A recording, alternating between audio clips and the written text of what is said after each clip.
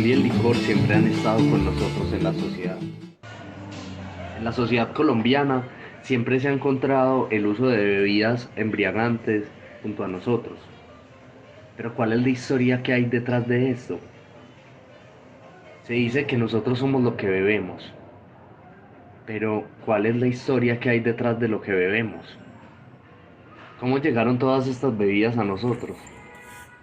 ¿Dónde están todas esas bebidas que sabían crear nuestros ancestros?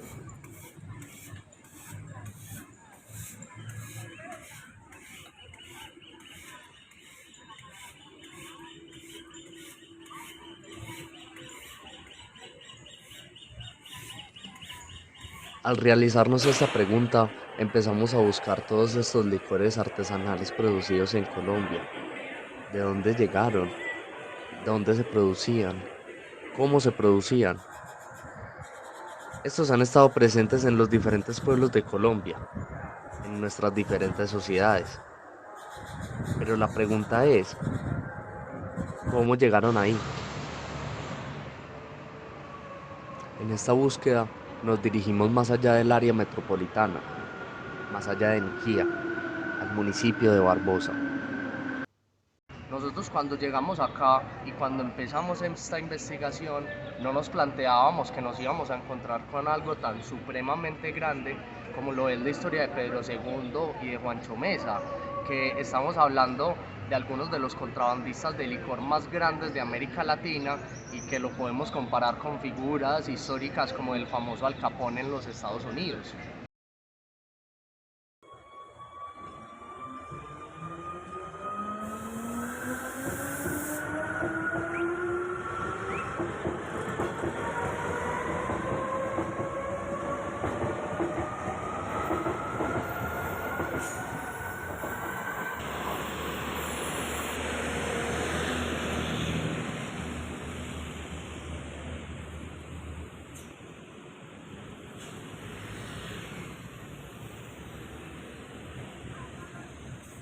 Cuando se habla de la producción de licor artesanal, el municipio de Barbosa es conocido por su producción de aguardiente y de chirrinchi, dos licores que se producían desde hace más de 200 años. Resulta muy interesante, yo como habitante de Barbosa, nacida acá, que algunos de los recorridos como tradicionales que uno hacía con la familia fuesen a visitar los trapiches donde se hacían producciones de panela, pero además otros lugares como los alambiques antiguos donde se hacían producción de licores artesanales que en ese tiempo también se conocían como el aguardiente artesanal, ¿cierto? Ok, cuando nosotros nos empezamos a indagar sobre la producción de licor artesanal en Colombia y sobre todo en Antioquia, nos encontramos con múltiples bebidas que se han producido acá de manera cultural a lo largo de las generaciones, como es la chicha, la tapetusa, el chirrinchi, la candela, entre muchos otros licores y destilados artesanales. Fue acá cuando nuestra atención llegó al municipio de Barbosa, en donde encontramos no solo una riqueza muy grande de producción de este tipo de bebidas, sino también unas historias de cómo la distribuían, de cómo la movían por el Valle de Aburrá, que simplemente nos cautivaron. Mucho licor acá de artesanal y eso era muy perseguido pues como por la ley. ¿Por qué? Porque ellos no pagaban renta y como no tenían renta, entonces claro, Era ilegal, eso era ilegal y a raíz de eso pues digamos que se fue acabando ya mucho eso. Con la llegada de las cervecerías extranjeras y de las fábricas de licor europeas, se creó una persecución masiva en contra de estos licores artesanales.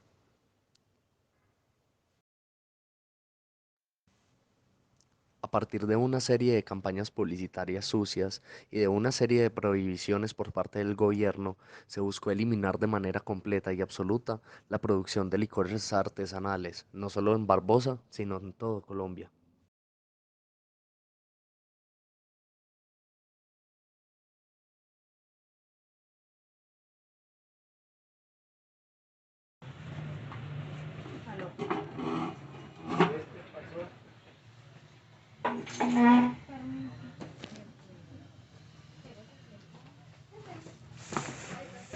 Y se encuentra con historias muy particulares y además rutas muy particulares que eran rutas difíciles en veredas lejos, porque claro, había una persecución de estas producciones en esas épocas.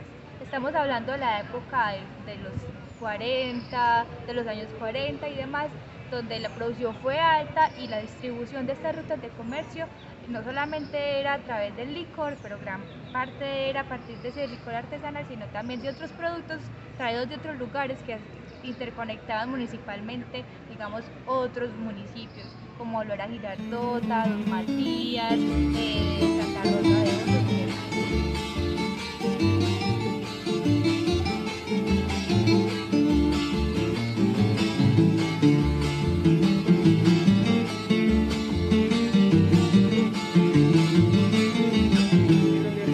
Encontré esta tesis que es sobre los años 30 y 60 en Barbosa. Ah, buenísimo.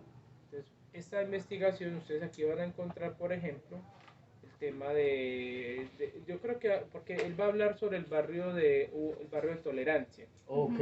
O sea, Barbosa tiene una zona de tolerancia, que es la 14, y él habla de precisamente cómo surgió esa zona. Ajá. Creo que en torno a esa zona surgieron varias problemáticas sociales, y está el tema también del alcoholismo, por ejemplo, del barrio de la Tolerancia. Que gran parte pues como de algunas de las construcciones que se hicieron finalmente a nivel como comunitario fueron a partir de la distribución y producción de estos licores. Nos encontramos pues con la historia de Pedro II, que es un personaje muy particular, además de ser un personaje que no nació específicamente aquí en el territorio barboseño, pero que se adueñó y construyó una narrativa a partir de su figura, no solamente como del uso, por ejemplo, de su historial como asistente de odontología o dentista, sino también pues a través como de un discurso católico y que consiguió de una u otra manera como un montón de seguidores a través de eso. Entonces esa investigación nace por acercarnos un poquito hacia esas historias y reconstruir ese pasado ilegal.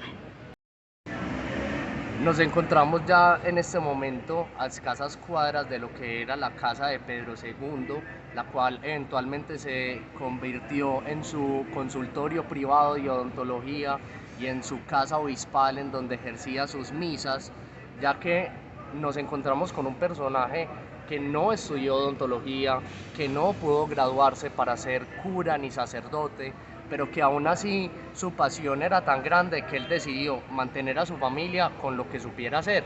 En este caso era la odontología, la producción del chirrinchi, y su fervor religioso llegó hasta ese punto en los años 50, donde él decide que está en contra de todos estos movimientos que se están llevando en el momento, en la época, por el Papa Pío XII, y él decide en ese momento autoproclamarse papa, desde acá, desde el punto de Barbosa.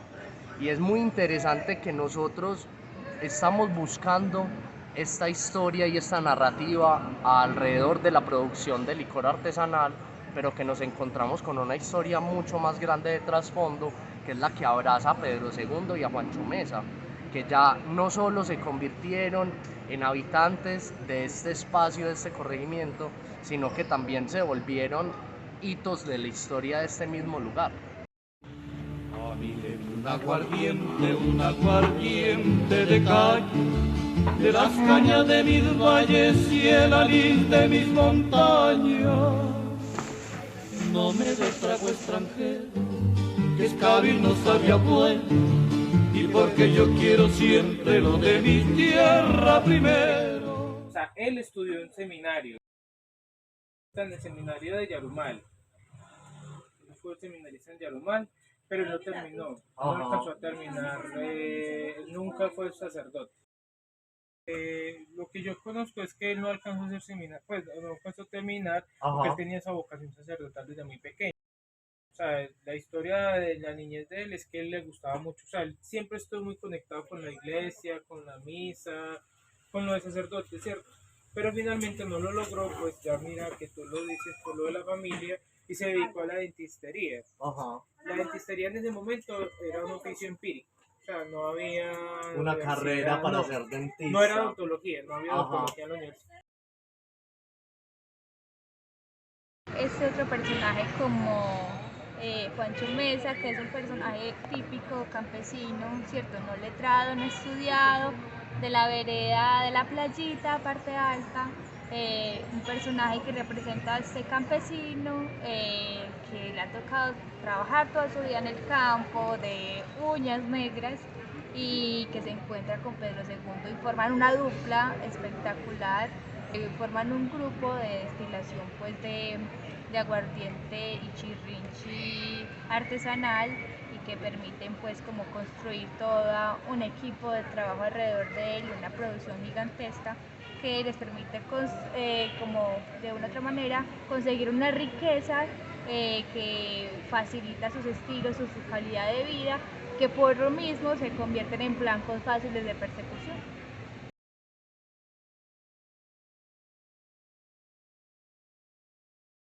Finalmente podemos decir que este viaje que emprendimos en busca de encontrar unas narrativas del pasado nos abre enormemente el panorama y nos permite encontrarnos con una historia muy particular en la localidad de Barbosa, pero que puede ser tranquilamente un espejo, un reflejo de todo este territorio antioqueño y especialmente de los municipios cercanos o que pertenecientes al Valle de Aburrá, que sigue manteniendo estas producciones de manera artesanal, de licores artesanales, aunque en menor cantidad, pero que estas son un acercamiento a esa memoria tradicional y a esas conexiones culturales con el pasado.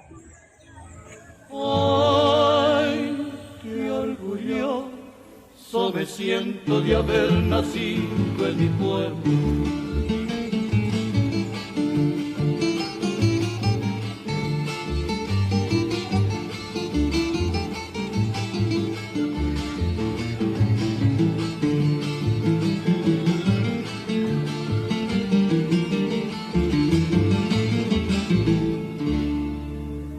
Cántenme un bambuco de esos que llegan al alma, cantos que ya me alegraban cuando apenas decía mamá. Lo demás será bonito, pero el corazón no salta, como cuando a mí me cantan una canción colombiana. Ay, qué orgullo me siento de haber nacido en mi patria.